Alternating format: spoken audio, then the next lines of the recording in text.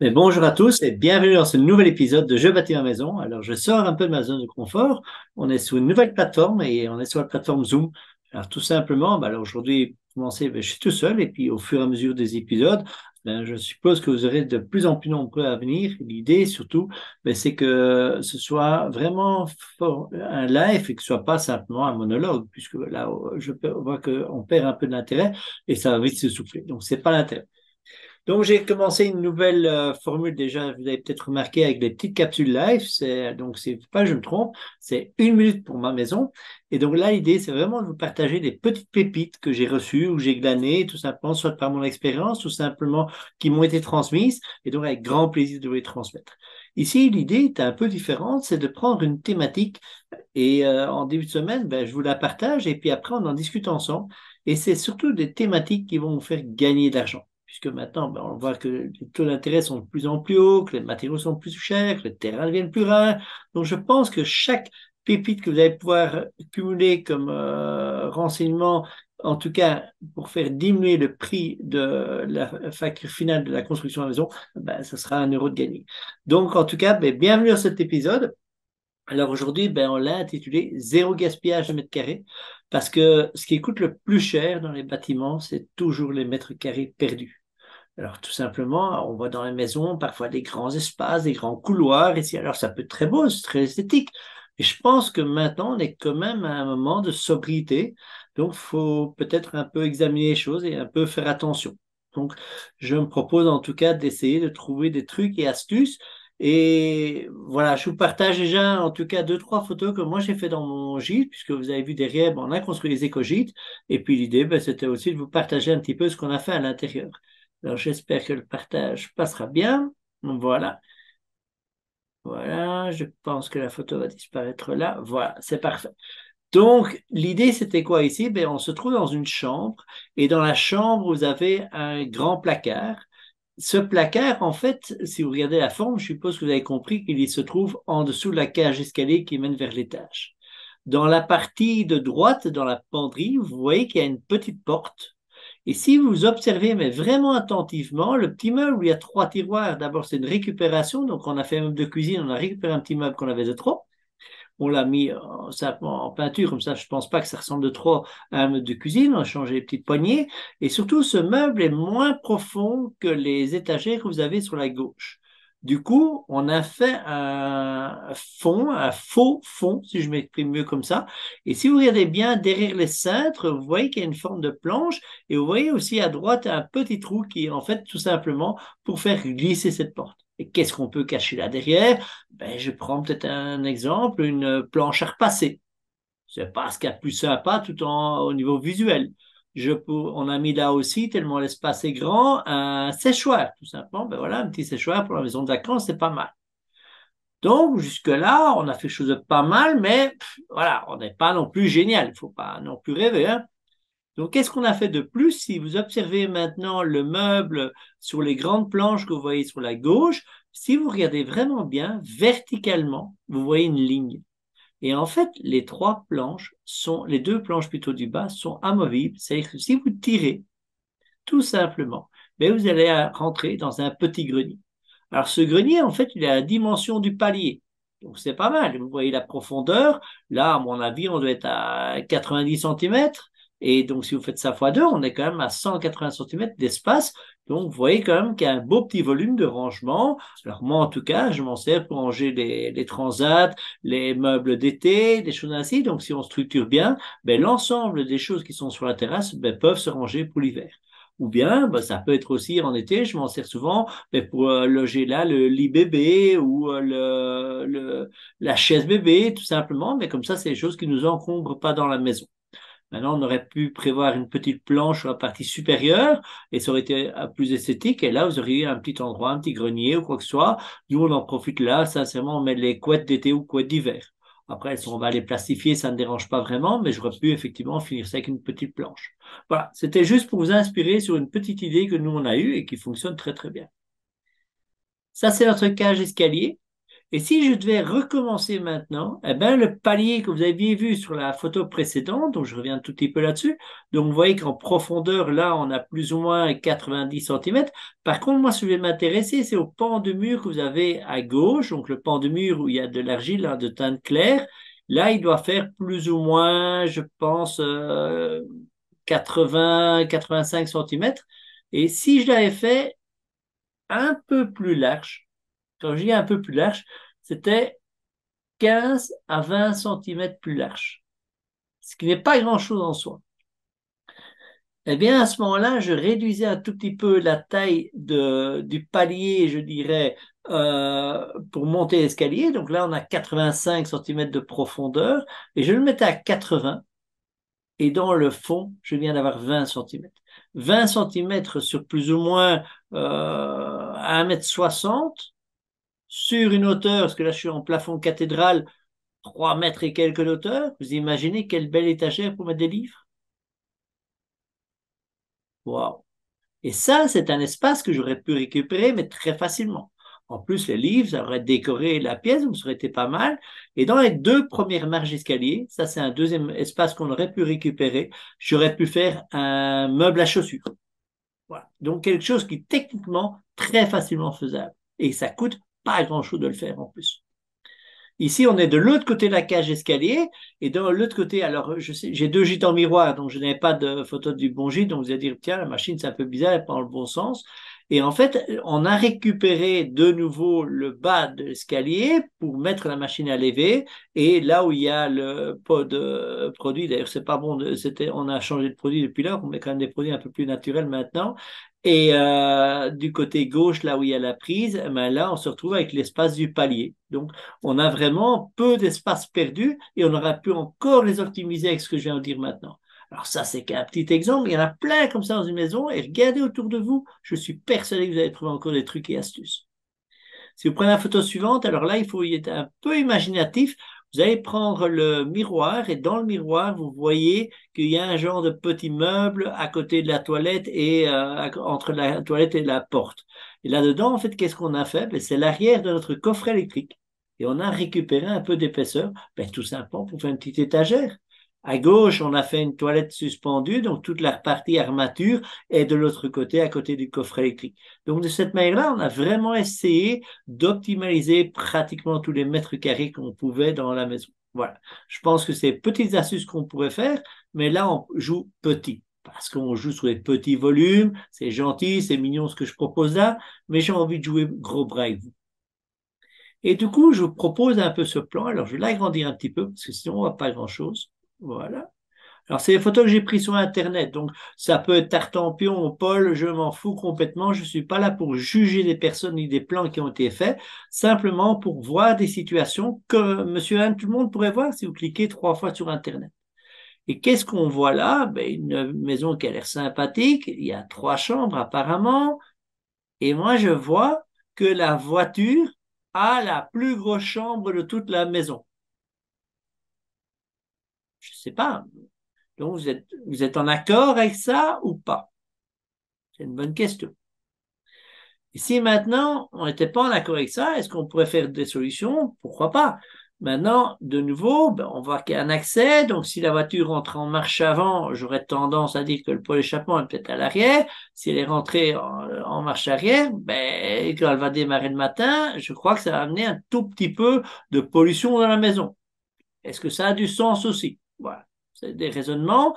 Je pense que la porte de garage est quand même un peu moins bien isolée que les murs. Pourquoi est-ce qu'on se fait au casse-cul à faire des murs super bien isolés, avoir des vitrages doubles ou triples, tout ce que l'on veut, si c'est simplement pour une petite porte de garage métallique, même si elle est un tout petit peu isolée, on est bien d'accord que là, on amène quand même une zone froide. Après, j'ai quand même une autre question, c'est que si je regarde la pièce de vie, vous voyez qu'il y a une grande baie vitrée et au-dessus de la cuisine, un petit carreau. Donc, je suis en train de comprendre ce que les gens ont fait là. Le garage est probablement sur la façade sud de la maison, on est bien d'accord. C'est tout à fait logique. Donc, l'entrée est du côté tout à fait sud aussi, c'est-à-dire que là, quand on ira sur la terrasse, ben, on est à tout venant. Voilà. Je pense déjà que là, sincèrement, moi, cette maison-là, ça me poserait problème pour l'acheter. Je suis de nouveau là, pas pour juger le fabricant, juste pour dire, tiens, c'est une base de réflexion. Et j'aimerais bien qu'à titre de commentaire, après quand la vidéo sera sur YouTube, eh bien, mettez que à la minute un tel, sur la première photo, puisqu'il s'agit de la première photo, qu'est-ce que vous auriez fait? Qu'est-ce que vous ne feriez jamais en tout cas? Parce que c'est ça l'intérêt, c'est qu'on partage les informations. Alors même si vous n'êtes pas là physiquement maintenant, mais vous pourrez être là demain ou après-demain, partager vos avis, et à ce moment-là, ça va commencer à créer des débats, et c'est ça tout l'intérêt de ce que j'essaye de mettre en avant. Alors sur la photo suivante, ben, c'est la même. On voit maintenant le plan un peu en 2D pour ceux qui ont parfois un peu difficile à imaginer les choses. Voilà. Et là, ben, on voit vraiment ce passage du garage à la maison, ce qui est tout à fait logique. Alors ce qui est très bien, c'est l'espace perdu au niveau entre les chambres, de corridor. Je ne sais pas si on regardait les mètres carrés, mais il n'y a pas grand-chose de dégagement. Donc ça, c'est pas mal du tout. Maintenant, de nouveau là, si j'ai quelqu'un en chaise roulante, est-ce que vous pensez franchement qu'il est capable de mettre sa chaise roulante là? Et du coup, c'est peut-être une réflexion, mais est-ce que le garage n'aurait pas été bien avec un tout petit peu plus petit et qu'à ce moment-là, dans la prolongation du couloir, on ait mis la chambre pour la chaise roulante? Oui, c'est quelque chose. Oui, aujourd'hui, vous allez dire, mais j'ai personne en chaise. Mais peut-être que demain, je vais mettre ma maison en location. Peut-être que malheureusement, demain, quelqu'un de ma famille aura un accident provisoire ou temporaire. Et franchement, se déplacer avec une chaise, c'est pas quelque chose qui est rare quand même. Mais si on n'y a pas réfléchi, ben après, ça coûtera combien de tout démonter? Voilà. Donc, c'est juste une petite réflexion que je me fais. Si je regarde le plan, est-ce que c'est logique que la voiture a plus d'espace que la plus grande des chambres? Et est-ce qu'on n'a pas pensé du tout aux personnes à mobilité réduite? Donc, voilà, c'est peut-être un peu une réflexion. Et la dernière réflexion, ben là, elle est purement idéologique par rapport à tout ce qu'on fait quand même de bien dans la conception d'une maison. Ben, j'espère pour eux que la façade sud est du côté cuisine. Par contre, là, vous n'avez que des petites baies vitrées. Et au nord, très intelligemment, ben, j'ai une grande baie vitrée et j'ai la porte d'entrée. Donc voilà, c'est une réflexion en tout cas à se poser. Et puis après, ben, bonne chance pour les gens qui habiteront cette maison, ou j'espère que peut-être que personne ne prendra cette position-là, ou bien que vous avez des avis beaucoup plus pertinents que le mien et partagez-le franchement, faites-le. Sur la photo suivante, je vais toujours l'agrandir un petit peu parce que tu vois que les photos sont un peu petites.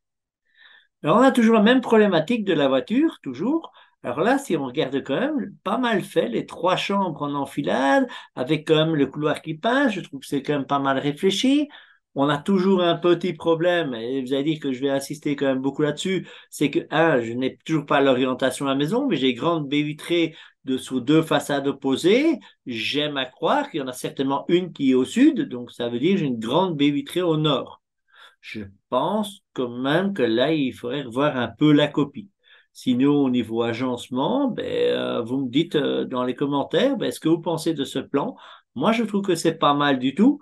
Maintenant, il y a toujours le problème de la chaise roulante où là, ben, il faudrait peut-être prévoir un peu plus de dégagement. Alors, on a prévu un petit cellier là derrière la voiture.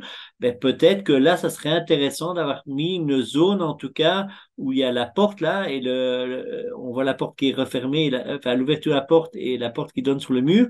Toute cette zone-là, je la coupe. Et là, j'ai une aire de rotation pour la chaise roulante. Donc ça, c'est génial. En tout cas, on y a pensé. Voilà. Ça fait en tout cas toujours plaisir pour la personne qui sera à manipuler un jour une chaise. Et puis donc fatalement le couloir pour aller vers deux autres chambres. Si là est la chambre de l'enfant en chaise ou la personne adulte, je pense qu'il faudra juste élargir un tout petit peu. Mais le fait simplement d'avoir mis une zone dans le X là, on peut entre toutes les chambres et le cellier, ben ça peut être pas mal de l'élargir un tout petit peu. On n'est pas trop perdant en mètres carrés. Par contre là, au moins, on a un accès plus facile. Le reste de la pièce, je vais pas me prononcer parce que je trouve pas grand-chose comme ça à redire de manière directe. Maintenant, si vous avez des bonnes idées, je suis toujours preneur. Et puis, de nouveau, ben, l'objectif, c'est que après vous viviez, que cette vidéo, elle vive grâce à vous. Mettez des commentaires, n'hésitez pas, je vous en prie. Dans la photo suivante, alors là, je sais pas si c'est quelque chose qui vous choque, mais alors, j'ai pas les mètres carrés, on est bien d'accord. Mais si vous prenez l'espace du garage et vous prenez l'espace de la cage d'escalier, je pense qu'on a dépassé largement les 30% de la maison. On est bien d'accord que les mètres carrés aujourd'hui sont très chers. Donc voilà. Par contre, vous voyez bien maintenant la terrasse, là on la voit bien, donc on peut bien imaginer que ça c'est côté sud, et on voit bien les grandes baies vitrées, pareil dans la cuisine. Donc là, ben, l'agencement est vraiment pour moi idéal à ce niveau-là, en tout cas pour les ouvertures de lumière. Après, voilà, des autres côtés, on ne sait pas vraiment juger parce qu'on voit pas tout le plan. Mais en tout cas, j'ai l'impression que c'est pas mal ficelé. Il y a l'astuce que je trouve pas mal, si c'est bien ce que je vois, c'est qu'il y a une ouverture pour aller à la toilette depuis la chambre et il y a aussi une ouverture une autre porte, à mon avis, sauf s'il y a une erreur de ma part, que c'est une petite armoire, mais à mon avis, ils ont mis une deuxième ouverture à la porte pour les invités qui viendraient par là. Donc ça, je le trouve peut-être pas mal. Alors maintenant, ben, effectivement, il n'y a qu'une chambre au rez-de-chaussée, mais pareil, si la personne est en chaise roulante, c'est très bien, elle a l'accès pour y aller, peut-être un peu moins l'accès pour la salle de bain, donc ça serait peut-être encore une réflexion un peu à se faire, que là, il faut peut-être réfléchir autrement, mais en tout cas, si on bouge un peu étape de nuit, vous voyez que ça, c'est quelque chose qui est faisable et c'est que du cloisonnage, donc ça, c'est à mon avis facilement aménageable ou réaménageable. Par contre, la cage d'escalier là, est-ce que vous êtes d'accord qu'on l'aurait mis un peu plus à gauche au-dessus de la toilette, on aurait mis la porte d'entrée juste à droite, et du coup, tout ce mur aurait peut-être disparu, et vous auriez agrandi la pièce, mais fameusement. Là, on parle quand même, à mon avis, de presque 20% d'agrandissement de la pièce de séjour. Évidemment, si on veut absolument faire un sas, pourquoi pas? Mais en tout cas, il y avait moyen de mieux récupérer cette place-là parce que là, en dessous de l'escalier, là, c'est vraiment un espace perdu. Ça représente des mètres carrés, donc au jour d'aujourd'hui, les mètres carrés sont très chers. J'ai pas été jugé l'étage parce que je l'ai pas trouvé sur le plan. Mais voilà. De nouveau, je pense qu'on a déjà une photo, on peut avoir un jugement, donner des avis et puis on avance un petit peu comme ça. Alors, je suis encore sur la photo suivante et je suis encore avec un garage, mais ici, il y a quelque chose, moi, qui me choque. Alors, je vous laisse 5 secondes de réflexion pour que vous me dites si vous voyez un peu ce que moi je vois ou pas du tout. Alors, 4, 5, on y est. Alors, qu'est-ce que vous voyez? Moi, je compte. Alors, là, je pense que j'arrive encore à compter. Je compte bien 5 chambres. Il y a 5 chambres. Il y a une petite ou une moyenne salle de bain. Et il y a une toilette. J'espère que quand les enfants seront ados, on va pouvoir maîtriser la charge.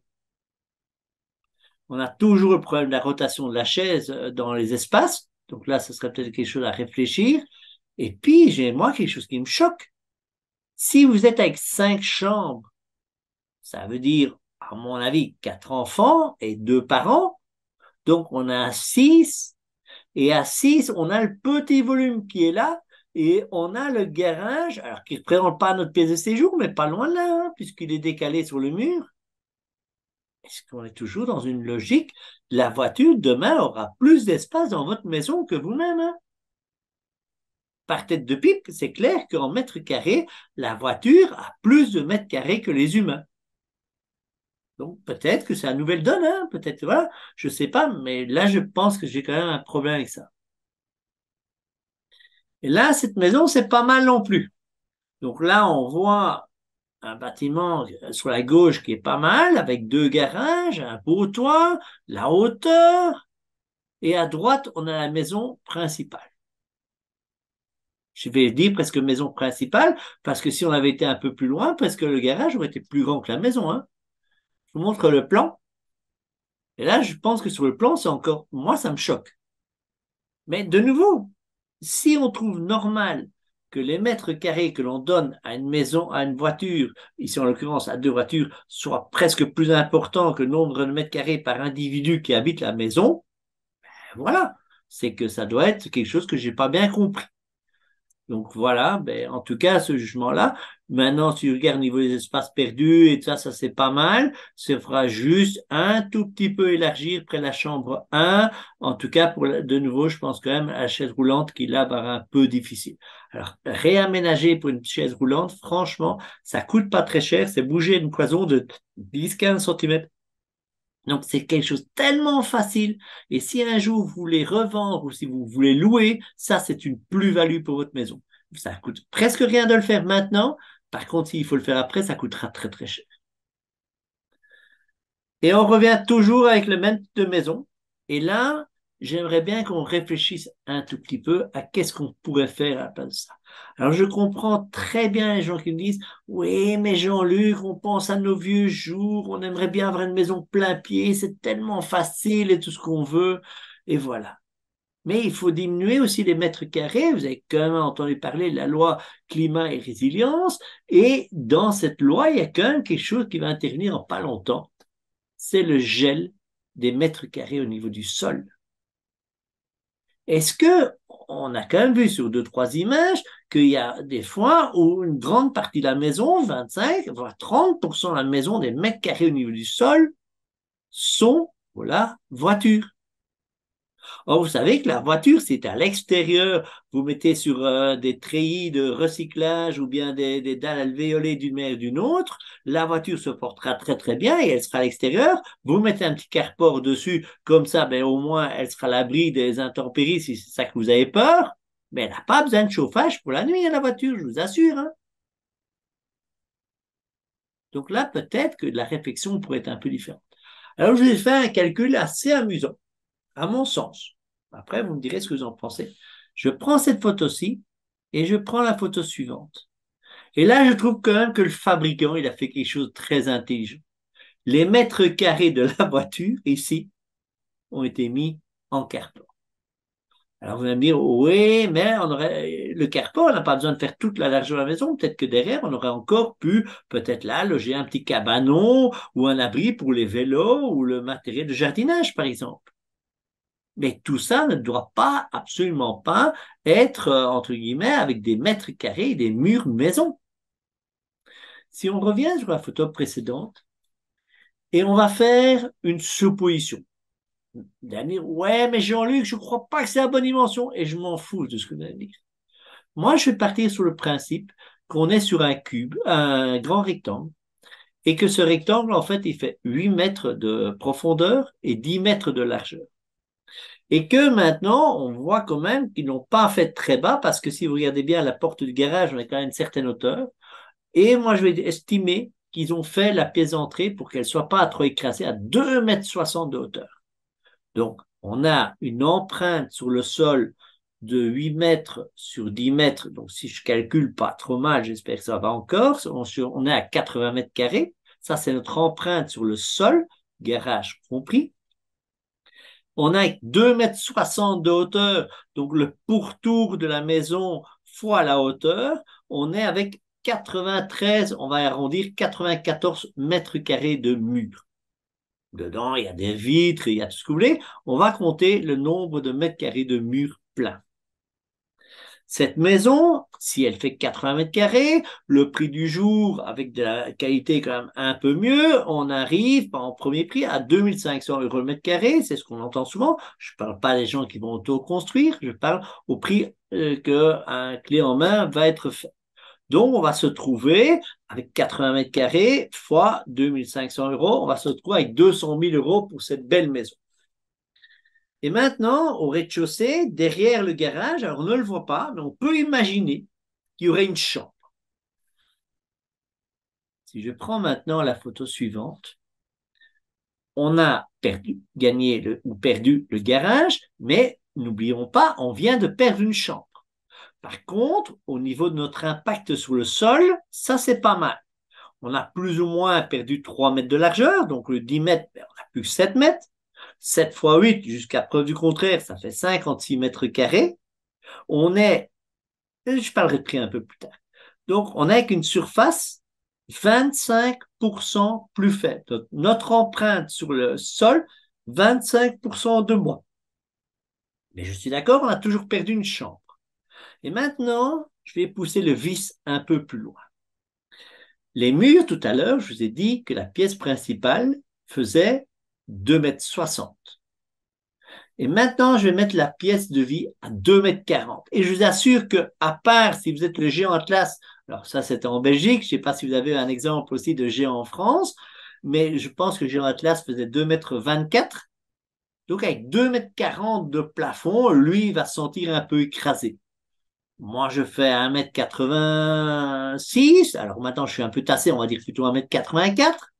Je pense qu'à 2,40 m, j'ai pas cette impression d'être écrasé. Et puis là, il y a des astuces aussi. Il y a des couleurs de murs, de plafond qui font que la pièce paraît plus grande ou moins grande. Donc là, on peut jouer sur ces astuces-là si vous avez l'impression d'être vraiment écrasé. Donc, première chose, on a gagné 25% d'empreinte au niveau du sol. Et si maintenant, on fait des murs de 2,40 m au niveau du rez-de-chaussée, moi, je vous propose quelque chose qui est génial. Tous ces mètres carrés là qu'on voit à l'étage sont perdus dans la majorité des maisons en France. Et si maintenant le mur était à 2 mètres, la pièce était à 2,40 m, mais qu'en réalité on mette le mur à 3 mètres de hauteur, ça veut dire qu'on a une surélévation à la partie supérieure et on va pouvoir non seulement là mettre une chambre, mais vous pourriez en mettre deux ou mettre une chambre et un grenier ou prévoir plus tard un studio. Et comme vous n'avez pas l'argent aujourd'hui d'aménager le haut et que vous n'avez pas le besoin puisqu'il y avait déjà deux chambres en bas, eh bien là, vous ferez cette partie-là de travaux quand vous aurez un peu plus de moyens. Par contre, là, on va parler quand même chiffres maintenant. Le sol, donc là, j'ai regardé, excusez-moi, tantôt je vous ai dit, donc on était avec 80 mètres carrés, on est passé maintenant avec 56 mètres carrés, ça fait 30% d'empreinte au sol en moins. Les murs, au lieu de 94 mètres carrés, on est passé à 90. Donc, on a même diminué 4% de surface de mur, malgré qu'on ait fait une élévation, puisque la maison est un peu plus étroite. Par contre, si je prends maintenant à l'étage 87 mètres, ça nous fait 28 mètres carrés. Et au lieu de 80 mètres carrés de départ, on a 84 mètres carrés. Et la bonne surprise, c'est quoi? C'est qu'en fait, l'élévation là va coûter un tout petit peu plus cher. Donc, au lieu de compter nos 2500 € du mètre carré pour la construction, on sera plus à 2700. 56 seulement. Ça nous fait 151 200 pour ceux qui veulent la somme exacte. Je pense qu'avec les 48 000 € et 200, les 48 800 € que vous venez d'économiser, je pense que le carport, il sera bien payé.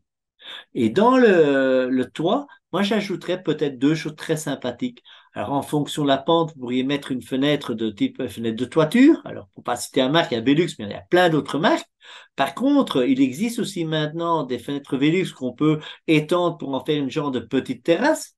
Et il y a quelque chose d'autre très sympathique. Ça s'appelle une fenêtre chien assis.